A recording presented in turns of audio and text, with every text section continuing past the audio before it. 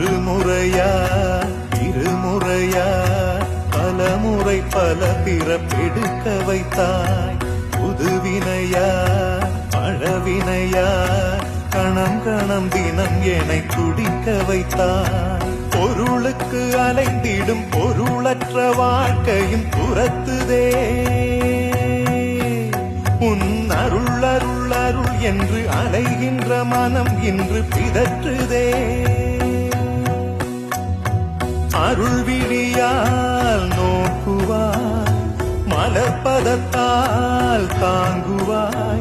உன் திருக்கரம் என்னை அரவணைக்குனதருள் பெற பிச்சை பாத்திரம் ஏந்தி வந்தேன்.